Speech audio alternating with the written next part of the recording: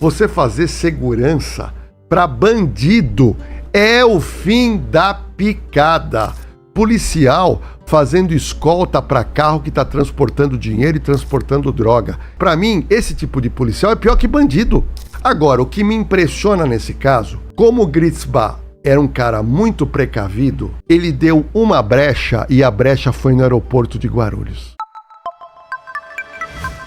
Eu queria aproveitar, tá falando de um caso criminal que esse me instiga bastante. Já que você tá falando de relacionamento, né? Caso Gritzbach. Esse me instiga bastante porque aconteceu lá em Guarulhos, eu sou de Guarulhos, né? E o aeroporto de Guarulhos, que é muito grande, é gigante e ninguém nunca pensaria em matar alguém lá, entendeu? É porque queriam muito esse cara, né? Agora, ao mesmo tempo que tem essa questão do caso dele, essa questão da corrupção, de ter, ao mesmo tempo que o cara era procurado pelo PCC e procurado pela polícia, o cara tinha guardas policiais, né? E toda essa contradição leva também para um detalhe que tem a ver com a morte dele. A morte dele foi somente a morte dele. A namorada tá viva. A namorada que estava com ele, desceu no aeroporto, né? Sabia de tudo. Tá viva. Qual o mistério desse caso? Bom, o primeiro mistério, que não é mistério, é que é muito triste ter que falar que alguns policiais acabam, por causa de dinheiro, acabam se envolvendo com crime. Tem policial que se envolve com droga, tem policial que vai... veja se tem cabimento. Como é que um policial vai fazer segurança de um cara do PCC ou de um cara criminoso? Por um policial no horário de folga, ele tem que procurar empresários. Eu conheço muitos policiais militares, muitos policiais civis que no horário de folga fazem segurança pra gente rica. Os artistas, quando você vê um artista e você vê ele cercado de gente ali, você pode ter certeza que a maioria é polícia. Mas a pessoa tá fazendo um bico pra melhorar o salário dela. Agora, policiais, teve oficial da PM, você fazer segurança pra bandido é o fim da picada. Policial fazendo escolta para carro que está transportando dinheiro e transportando droga. É o fim da picada. E eu criei uma frase, para mim, esse tipo de policial é pior que bandido. Por quê? Ele usa o distintivo, ele usa a arma da corporação para se aliar a bandido. Agora, o que me impressiona nesse caso, como o Gritzbach era um cara muito precavido, ele deu uma brecha e a brecha foi no aeroporto de Guarulhos. Então, ele era precavido ou ele era informado? Não, ele era informado. Ele era precavido quando ele contratou os policiais, ele devia pagar caro, porque ele sabia do risco de morrer. Então ele falou, eu preciso ter policial de confiança e eu preciso ter policial que eu tenho que pagar bem, porque eles vão garantir que eu não posso dar uma brecha. Só que a brecha surgiu. Tipo assim, aonde ele vai, ele tem que saber, ó, esse aeroporto não, esse aeroporto sim. Sim, não, e outra coisa, o policial vagabundo, ele tem acesso aos computadores da polícia, ele tem acesso ao rádio da polícia, ele tem acesso às conversas em delegacia ou batalhão. Então é muito complicado quando você tem dentro da corporação gente jogando dos dois lados.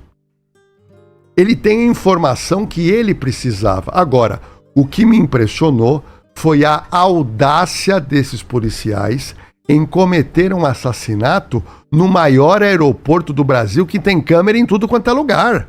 Eles acreditavam que eles poderiam sair impunes. A investigação não foi fácil, certo, porque eles utilizaram de todas as artimanhas policiais para não serem reconhecidos. Em questão de detalhes, e a Polícia Civil de São Paulo, quando ela tem mais tempo para tratar de um caso, realmente os caras vão a fundo e vai chegar. E chegaram. Então, foi uma tristeza você ver policiais envolvidos. E ele teve, na realidade, ele pagou o preço de você se envolver com um bandido. Só para você ter uma noção, Júnior, no meu programa Operação de Risco, normalmente o meu repórter que está acompanhando, ele sempre pergunta quando o cara é preso, o cara que vende droga, quanto é que você ganha por dia? E eu já ouvi... Cara da biqueira? Da biqueira. A gente sempre pergunta, quanto é que você ganha? Porque o povo quer saber. O povo quer saber. Não é quanto é que você ganha por dia? Porque o trabalho é duro, hein? 12 horas. Eles assumem o posto, recebem a carga de droga, e tem as regras para eles trabalharem, mas as pessoas querem saber. Então a gente tem ouvido lá que ganha por dia R$150. O quê? R$150 por dia. Mas aí eu já ouvi 200, já ouvi 300, e eu já ouvi garoto que vende droga mais cara que fala que ganha R$500 por dia. E por que eu tô contando isso pra você? Porque o dinheiro faz com que a pessoa comece a pensar o diabinho. O dinheiro vem o diabinho. Ah, não, eu vou vender aqui, eu tomo cuidado. Pô, R$300 por dia, eu posso fazer isso, eu posso comprar aquilo. E todo mundo pensa, é aguçado pelo diabinho. Todo policial, todo fiscal, juiz, é aguçado. E aí você tem que ter o quê? A postura, a firmeza, a ética, a honestidade de falar, não, eu não vou entrar, né? Eu não vou pôr minha mão nessa cumbuca.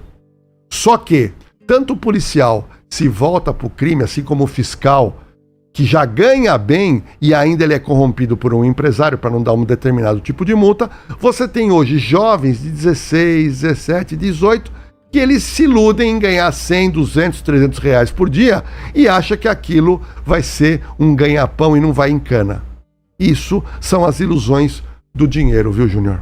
Caraca, velho. Então, por R$150 ao dia, você consegue contratar um cara pra trabalhar na biqueira. Consegue. Que na realidade é todo mundo daquela região. Só pra você ter uma noção, pouca gente sabe, nós temos hoje no Brasil 88 facções criminosas. 88. As pessoas pensam que é 10, 15, são 88. O PCC, Comando Vermelho, eles criaram há pouco tempo um negócio empresarial muito interessante.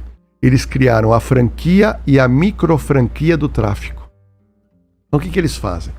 Eles pegam determinadas áreas que são grandes e eles delimitam aquela área e falam o seguinte: você quer comprar essa área para você vender? O cara fala, quanto é que é? Se for uma área um pouco maior, é uma franquia. Tá brincando, cara. Se for uma área um pouco menor, é uma microfranquia. Você quer comprar essa área? Você quer comprar para você atuar? Só você vai vender aqui. Então eu te dou o direito, você vai ser parceiro nosso, franqueador do crime. Então essa área é sua. É delimitado no mapa. Bom, o que o franqueado tem direito? Falou, nós vamos te fornecer droga todo dia, nós te oferecemos também, se você quiser, segurança, nós temos departamento jurídico se você for preso, então tudo certinho. Só que você tem que ser honesto, você vai receber a carga, você paga a gente todo dia e ok. E aí naquela determinada região é feita essa venda. Numa região menor, eles chamam de microfranquia. E com isso, eles vão organizando. Então, naquele lugar, ninguém mais pode vender. E aí as pessoas começam a saber, bom, essa área aqui tem que comprar do fulano e tal. E ele cria o quê como franqueado? Ele cria os aviãozinhos que vão vender para ele. Ele mesmo não vende, o cara que compra. Ele vai ter a turma. E quem que é a turma? Quanto que vale? Então, você vai pagar hoje numa franquia razoável, R$100 mil, e numa micro franquia, 25, 30 mil reais. Então você já paga para ter o direito a ter a disponibilidade. Não tá tão caro, não. Mas são regiões periféricas. Agora, o lucro ele é grande por quê? Isso que o seu público tem que entender. O empresário do crime, o PCC, o Comando Vermelho, eles não têm empresa aberta, eles não pagam contador, eles não pagam imposto, eles não pagam fundo de garantia, eles não pagam nada. O trabalhador, que é o cara, o aviãozinho, que é esse que vai preso, ele recebe o quê? Ele recebe uma carga de drogas, ele tem uma porcentagem, ele ganhou naquele dia, não foi trabalhar, não ganha. Então tudo é lucro. Não tem risco. Margem é grande. O único risco é o garoto ser preso. Mas ele foi preso, no dia seguinte tem outro cara vendendo. Tem outro. Porque, infelizmente, nós somos o terceiro país do mundo que mais consome. O primeiro é os Estados Unidos. Então é um país onde você tem aí nada de 10 a 15 milhões de brasileiros que querem comer todo dia. É que nem cigarro. O cara que fuma quer cigarro todo dia. Então é um comércio que dá muito dinheiro, porque o comércio do crime não tem nenhum tipo de despesa. É toma lá, dá cá e dinheiro limpinho no bolso. E o Gritzbach fazia parte disso, na parte de ocultar Ou de lavar o dinheiro do PCC. O Gritzbach é um cara inteligente, um cara que tem uma formação, um cara vivo. Porque isso que eu falei de micro-franquia é o cara do bairro. É o cara sem nenhum tipo de orientação. E, na realidade, o PCC, como todas as organizações, você vai tendo escalas. Porque é muito dinheiro. Na realidade, o Ministério Público, a polícia, não sabe exatamente quanto eles faturam. Há uma previsão que o PCC fatura 500 milhões de reais por mês. Sabe o que é isso? Eu acho que é mais, porque se a polícia e o Ministério Público faz essa previsão, para mim ele pode chegar a 1 bilhão por mês. E esse 1 bilhão por mês, ele tem que ser esquentado. E para esquentar, você tem que ter gente inteligente, gente para fazer esse dinheiro aparecer uma legalidade. Margem alta, né? Então é muito dinheiro. Então o poder... E é óbvio que eles vão contratar contadores, contratar advogados. É claro. Quem tem dinheiro tem acesso a tudo isso. Então nós não estamos falando de como era antigamente, a pessoa tinha uma quadrilha de 5, 6 pessoas. Estamos falando aí de 500 milhões por mês ou 1 bilhão por mês. É o faturamento mais do que muita cidade no Brasil. Não, total. Eu conversei semana passada com o Lázaro Carmo Júnior e o Lázaro falou o seguinte: a rede de farmácias Droga Raia fatura 40 bi no ano. Bruto. Aí, só que de margem eles têm 3%. A média. Então. Porque é 6% e tal, mas aí tem até você pagar todos os impostos, zerar tudo, é 3%. Entendeu? Então 3% é o lucro da Droga Raia. Então isso daí em cima de 40 bi dá 1,2 bi. Num ano, né? Então, é isso que os donos recebem. E aí, se o PCC tá falando isso daí, tá melhor que farmácia. Não, na realidade é o seguinte, não, tá melhor. Veja bem, o cálculo que eu fiz com a minha equipe é que entre as 20 maiores empresas brasileiras, empresas de grande porte, o PCC é uma das 20. Ele tá lá. 16º, 15º, 14º, 18º, ele tá lá. Estamos falando de... A empresa de farmácia é grande, mas não se compara com grandes indústrias. Estou falando de grandes indústrias.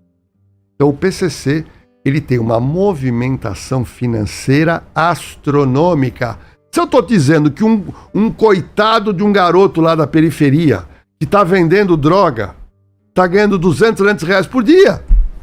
Mas uma coisa, por exemplo, por que a polícia não prendeu a namorada dele?